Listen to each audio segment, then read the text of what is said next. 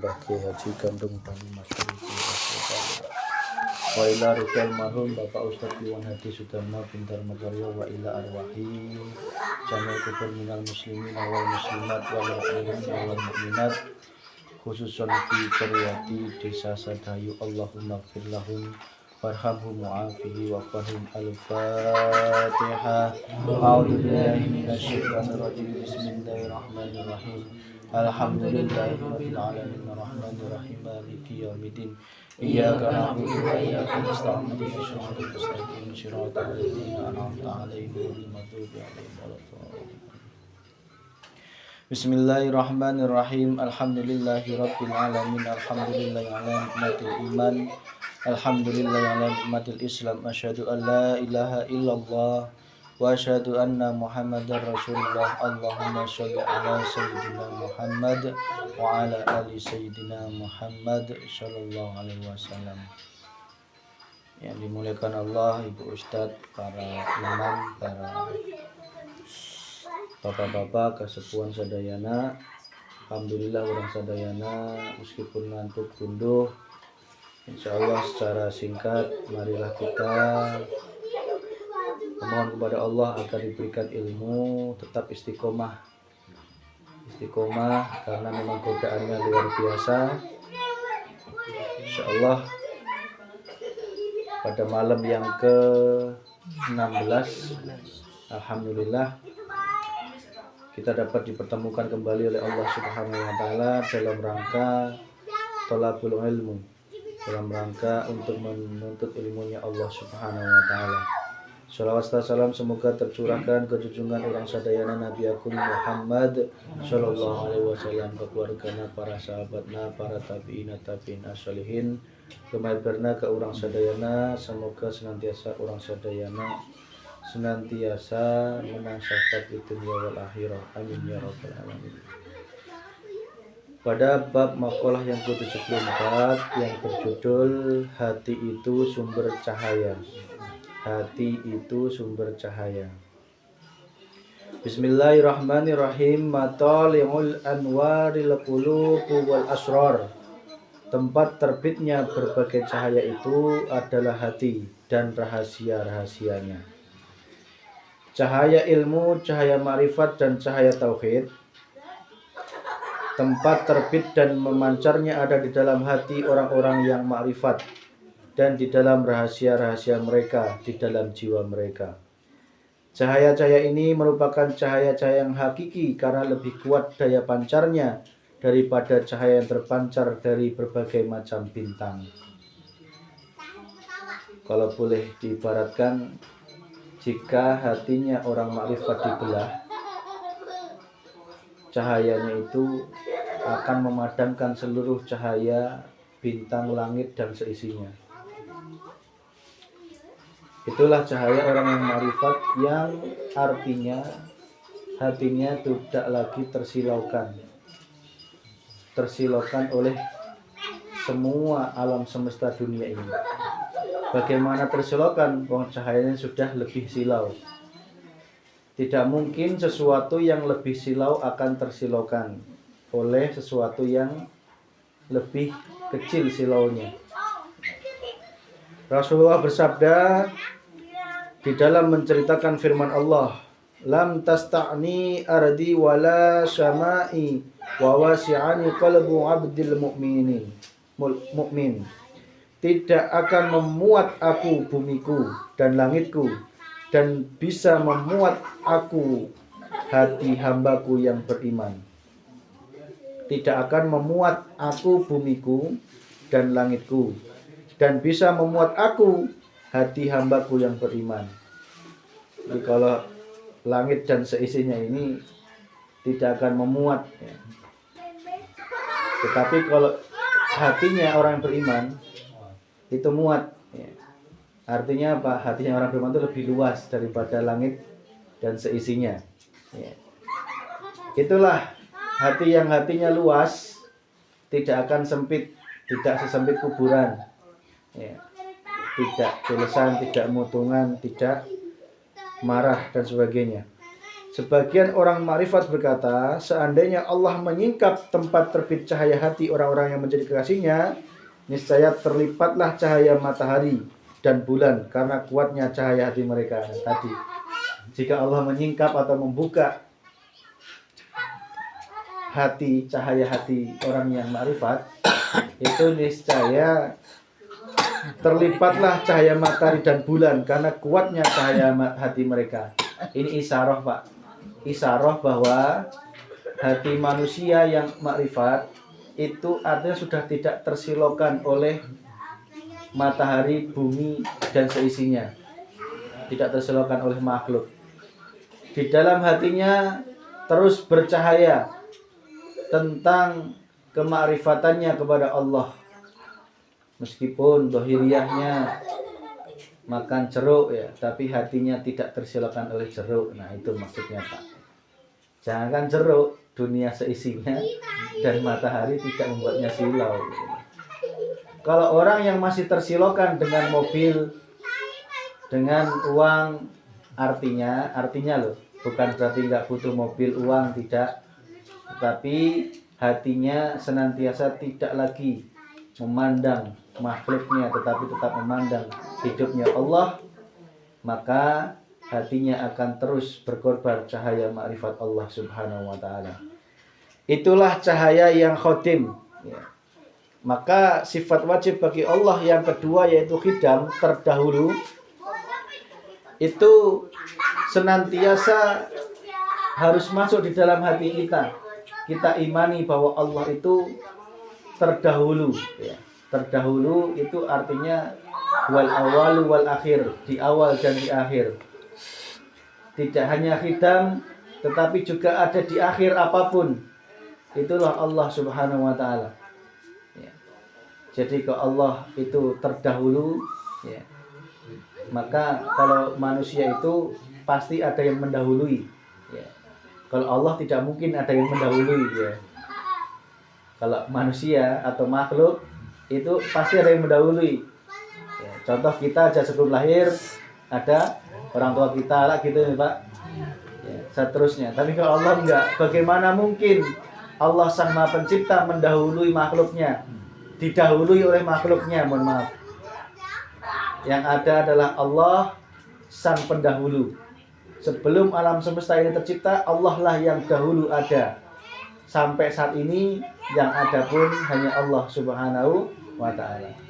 Kita ini hanyalah pancaran-pancaran cahayanya, nurullahnya dari Allah Subhanahu wa ta'ala. Maka Allah wujud, khidam, baqo, kekal. Kekekalannya Allah itu terjabarkan dari setiap apapun di alam semesta ini ya. Kecuali makhluknya yang sifatnya itu tidak kekal ya. Matahari aja ada kalanya tenggelam dan terbit ya. Bulan pun sama, kita pun ada kalanya sakit ya. Tapi kalau Allah Sang Maha Khotim ya, kekal, Sang Maha Baqo ya, dialah Allah Subhanahu wa ta'ala. Baqo'nya Allah itu ada dalam setiap apapun di alam semestanya ini ya. Meskipun contoh kita, tubuh kita kan pasti ada saatnya hancur ya, Pak ya. Hancurnya kembali ke tanah. Coba tanah itu kalau diurai lagi, siapa sejatinya yang membentuknya? Hidupnya Allah Subhanahu wa ta'ala. Tidak mungkin hancur ya. Hancurnya kita secara dohiriyah ke dalam jasad ya, itu semuanya tidak akan menyebabkan hancurnya Allah ya, tidak akan ya. Karena Allah lah sang penguasa semuanya itu. Maka jangan pernah kita mengaku-mengaku ya, kita akan hidup selamanya. Pasti nafsu akan membisiki agar kita baqo ya. Pak gitu nih Pak, di dalam dunia itu seolah kita itu masih hidupnya panjang banget ya. Hati-hati dengan nafsu seperti ini. Maka Rasulullah selalu mengingatkan Sholatlah engkau sebagaimana seolah-olah esok akan mati. Ya. Artinya apa? Di dalam bekerja yang seolah engkau akan hidup seumur hidupnya, itu harus engkau imbangi dengan sholat dalam bekerjamu. Itulah sholat batin yang engkau akan terasa akan mati secepatnya. Ya. Sehingga hatimu lekas-lekas selalu kembali kepada Allah. Meskipun dalam semangatmu untuk bekerja akan hidup selamanya, tetapi rohaniyahmu mengatakan, oh, aku tidak tahu rahasia umurku. Bisa sekarang, bisa beberapa detik yang akan datang, atau bisa secepatnya, atau lebih lama lagi. Itulah rahasia ilmu.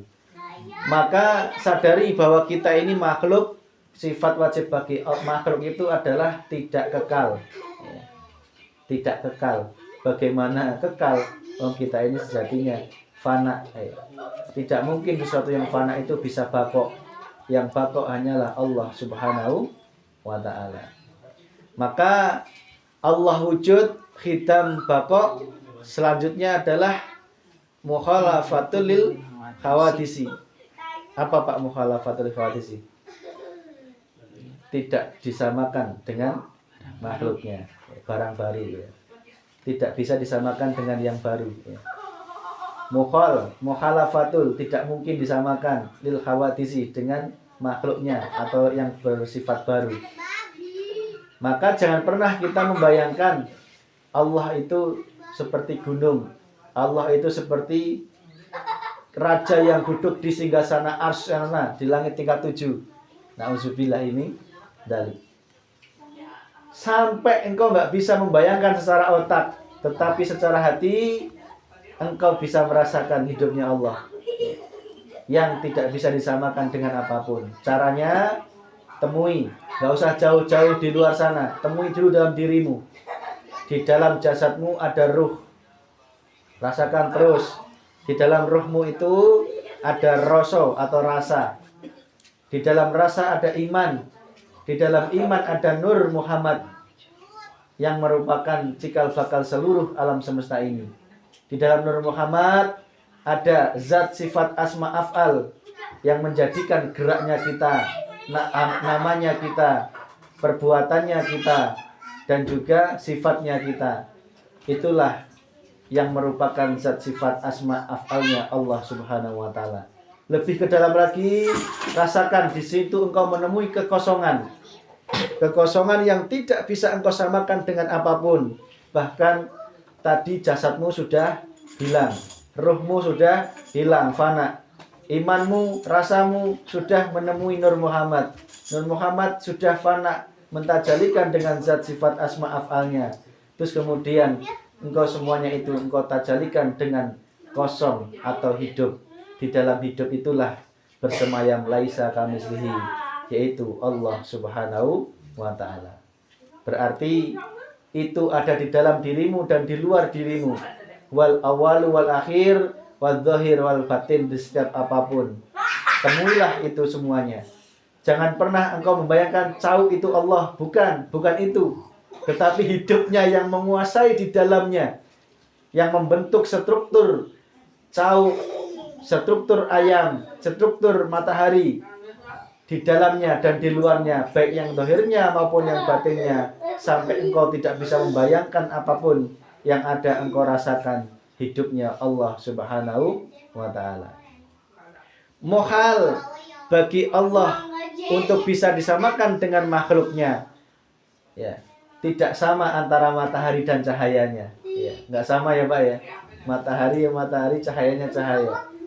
Tidak sama antara air laut dengan air hujan, meskipun aslinya ya sama. Ya. Ya. Tidak sama, tetapi beda. Ya. Beda tapi sama. Ya. Itulah hidup Allah Subhanahu wa ta'ala. Sehingga mukhalafatul lil khawadisi itu tentunya menjadikan kebesarannya Allah. Bahkan itu semua terpancar di dalam makhluknya. Tidak ada satupun makhluknya yang sama. Coba di antara laki-laki dan laki-laki ada yang sama? Enggak ada Pak. Kembar, enggak ada yang sama kembar pun. Sidik jari semuanya beda. Ya. Bahkan semut apapun alam semesta ini tidak ada yang sama. Itu sebenarnya agar kita berpikir, kok bisa ya Allah menciptakan semuanya itu? Bisa, karena Allah lah sang peliput, meliputi semuanya itu. Tidak jauh dari semuanya itu. Di dalamnya, di luarnya, di awalnya, di akhirnya, di zahirnya dan di batinnya, seluruh alam semesta ini dan di luar alam semesta itu. Dialah hidupnya Allah Subhanahu wa ta'ala. Maka sebenarnya dengan sifat wajib Allah yang pertama, Allah wujud saja, itu sudah mampu membunuh kesombongan kita, keangkuhan kita, keakuan kita. Karena jika kita sudah mentajalikan yang wujud itu hanya Allah, yang ada itu hanya Allah, la maujudan illallah, disitulah kita betul-betul nyata la ilaha illallah Muhammadur Rasulullah. Ya. Tetapi syaratnya fanakan dulu semuanya. Ilmumu, hartamu, amalmu, ibadahmu, binafsihi, nafsihin, ya. Nafsumu atau dirimu, ruhmu. Fanakan semuanya. Engkau baru bisa melihat nyatanya Allah Subhanahu wa ta'ala. Qiyamuhu binafsihi, selanjutnya adalah wahdaniyah. Ya. Apa wahdaniyah, Pak? Tunggal, ya. Esa, ya. Satu. Ya. Apa itu satu? Berarti Allah itu tidak ada duanya.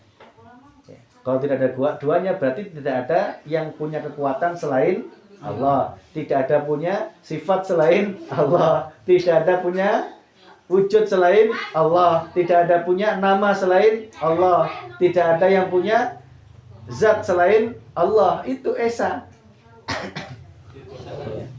Itu esa, Pak. Kalau belum ke titik itu hati nuranimu, maka engkau belum bisa dikatakan wusul kepada Allah Subhanahu wa ta'ala. Itulah sifat wahdaniyah. Coba sadarilah wahdaniyah ini, bahwa wahdaniyah ini meskipun di alam semesta ini wujudnya beda-beda, tetapi ini adalah wujud alam dunia. Tetapi di wujud ketuhanannya sejatinya tunggal. Semuanya tunggal. Tunggal, tidak ada keterpisahan di antara kita semuanya. Kata Allah, tidak ada keterpisahan. Aku lebih dekat dari urat nadi, lebih dekat dari urat lehermu. Maka apa yang engkau cari? Apa yang engkau cari perantara kepadaku? Sungguh aku tidak berperantara. Aku tidak membutuhkan perantara kepada apapun. Ya, karena perantara-perantara itu sejatinya ya aku juga. Aku jua, kata Allah. Maka jangan ragu temui aku dalam doamu, dalam sholatmu, dalam ibadahmu, hidupmu dan matimu. Hanya untuk aku, kata Allah. Itulah yang hak, Pak. Iman yang senantiasa agar hati kita senantiasa hanya mengesahkan wahdaniyah. Wahdaniyah. Wahdaniyah. Kalau makhluk sifatnya itu enggak wahdaniyah, Pak. Kita tersusun dari berapa sel ini? Banyak ya? Berapa sel ini? Banyak ya? Ya. Mata kita aja ada 2 ya. Kalau Allah jangan dibayangkan, oh berarti matanya satu. Enggak, Allah itu enggak bisa dibayangkan seperti itu ya. Oh Allah itu penyelimut semuanya, ya, menyelimuti semuanya, sehingga tunggal esa. Ya. Itulah cahaya-cahayanya Allah Subhanahu wa ta'ala yang wujudnya adalah makhluk. Kita semuanya ini adalah percikan dari cahayanya Allah Subhanahu wa ta'ala. Wahdaniyah, kodrat, Pak. Sifat wajib bagi Allah adalah kodrat. Kodrat apa? Berkuasa. Kodrat artinya berkuasa. Iradat itu berkehendak. Siapa sejatinya yang berkehendak dan berkuasa? Coba. Hidupnya Allah Subhanahu wa ta'ala. Kenapa kok kita masih mengaku-ngaku itu? Ingat, sifat wajib bagi Allah adalah kodrat dan iradat. Ya. Sifat mohalnya Allah atau sifat wajibnya bagi makhluk itu tidak memiliki kehendak, tidak memiliki kekuatan. Itu harus kita masukkan dalam hati kita, Pak. Sifat wajib bagi makhluk itu. Dan mentajalikan sifat wajibnya bagi Allah. Ya. Artinya dengan jalan apa? Semua kekuasaan, kekuatanmu dan keinginanmu nyatakan langsung. Ya. Ben cepet nyatakan langsung. Itu semua adalah kodrat iradatnya Allah Subhanahu wa Ta'ala. Tapi harus engkau babat dulu keakuan dirimu. Ya. Kalau enggak engkau babat keakuanmu, bahaya. Ya. Bisa kafir, Pak. Ya. Bisa kafir karena apa? Mengaku dirinya tuh Tuhan. Beda ya.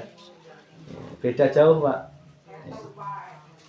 Kalau tidak engkau babat dulu keakuanmu, ya, dan engkau mengaku kodratmu, iradatmu itu adalah Tuhan, engkau malah menjadi Tuhan dalam dirimu. Ya.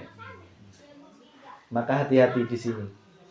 Artinya apa, Pak? Sadari, oh, saya ini bisa berbuat macul karena dipaculkan oleh Allah. Seperti itu. Ya.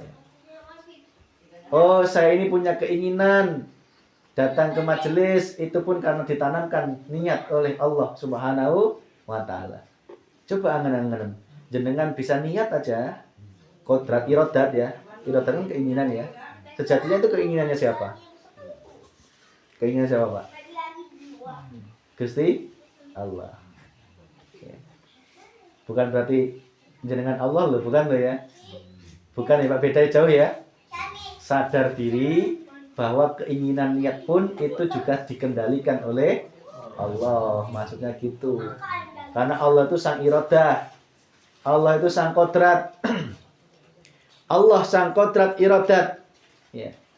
Yang menyeliputi semua kodratnya malaikat, jin. Ya. Malaikat bisa nyabut nyawa, itu kodratnya siapa? Kodratnya Allah. Malaikat sifatnya apa? Makhluk apa? Tidak punya kekuatan atas izin Allah. Itu pandangan hakikat kita ke situ, Pak.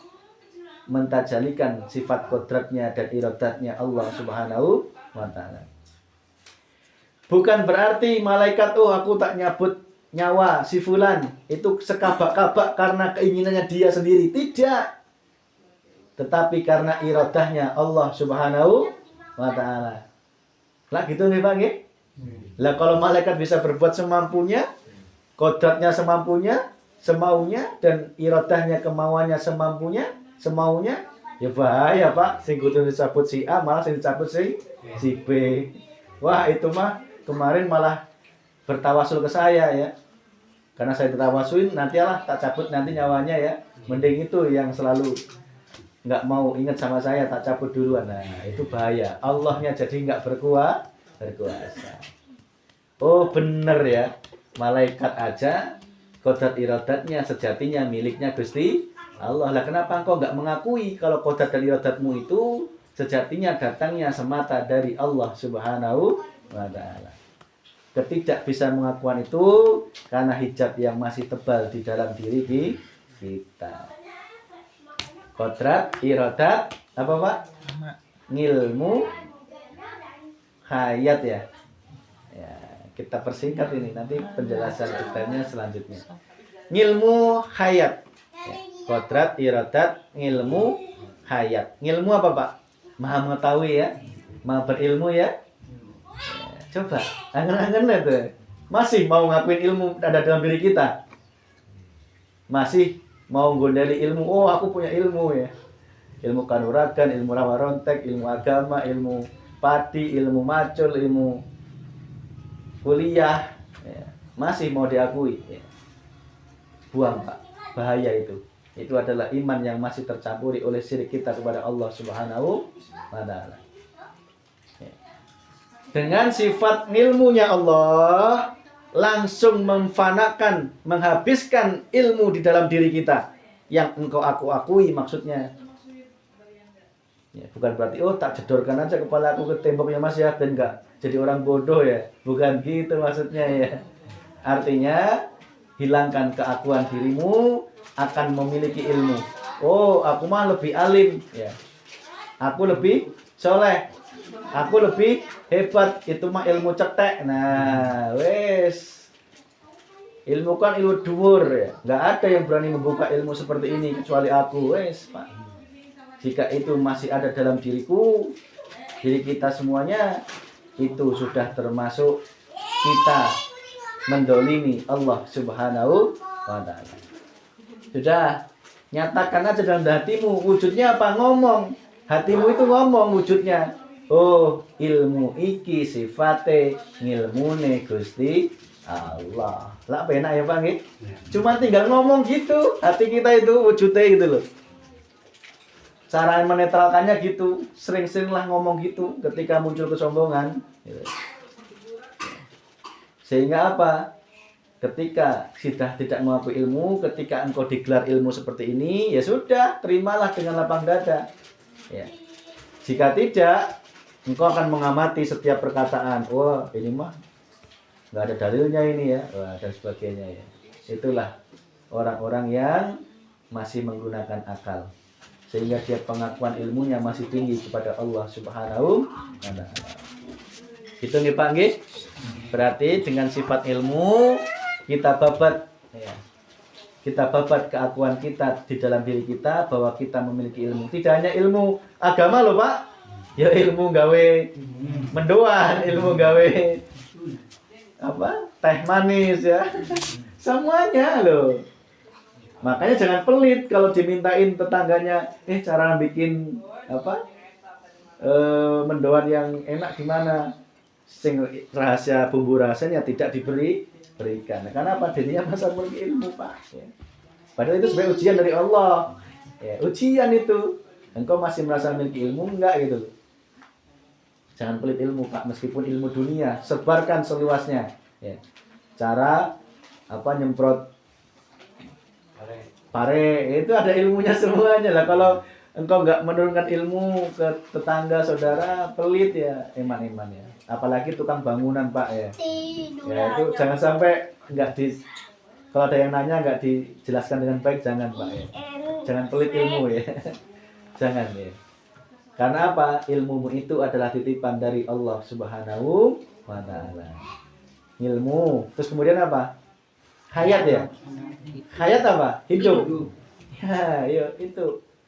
Kita suruh membabat hidup dalam diri kita. Ya. Ingat, tidak hanya dalam diri kita, dalam hidupnya ayam, hidupnya hujan, hidupnya matahari, hidupnya bulan, hidupnya surga, hidupnya bidadari, malaikat, jin, para kasih Allah, Rasulullah. Sejatinya semuanya itu hayatnya Gusti Allah. Sifat hayat Allah kok. Masa ada yang mau nyanyi hayatnya Allah?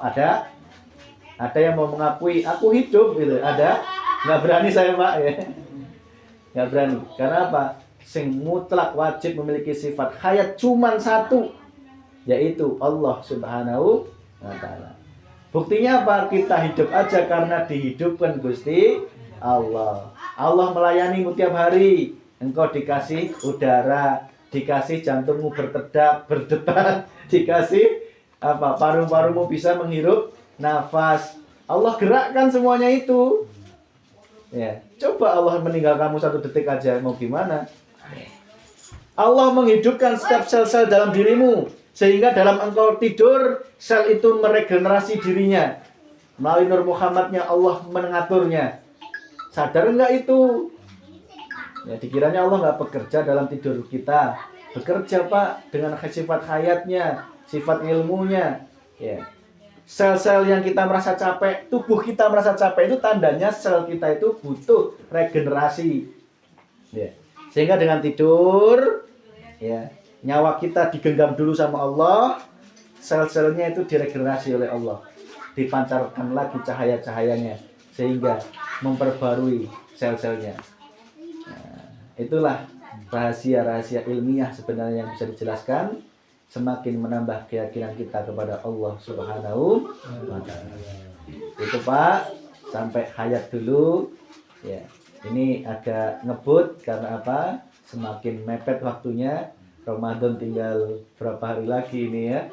Ya, karena memang ini adalah dasar-dasar atau sekilas-sekilas untuk pemantapan pendalaman setiap malam Jumat kita bedah bersama-sama ya. Artinya secara diskusi setiap malam Jumatnya, bukan pemaparan, bukan ya. Sehingga malam Jumat, setiap malam Jumatnya diharapkan nanti hidup ya. Hidup Karena apa? Ilmu Allah itu bisa melalui mulut siapapun, bisa melalui hati siapapun, bisa melalui zahiriahnya siapapun. Ya. Itu setiap malam Jumatnya nanti kita saling mengasah. Ya. Bukan berarti berdebat, tidak. Bukan berarti saling pintar, tidak. Tetapi menghidupkan ilmunya Allah Subhanahu wa Ta'ala. Ini sebagai pemaparan visi misi agar kita satu visi dulu, kita satu pandangan dulu, kita satu iman dulu, agar semua kompak terjalin satu ikatan yang sama yang diikat oleh talinya Allah Subhanahu wa Ta'ala. Insya Allah sifat yang selanjutnya sama, basor, kalam, khodiran, muridan, hayan, samingan, aliman ya. Nah, dan mutakaliman ya sampai 20 itu insya Allah besok malam. Tolong nanti malam diangen-angen apa itu semua kelanjutannya itu diangen-angen Pak, biar kita mendapatkan keyakinan dari Allah Subhanahu wa Ta'ala. Demikian, Rabbana atina fid dunya hasanah wa fil akhirati hasanah wa qina adzabannar. Walhamdulillahi rabbil alamin. Al-Fatihah.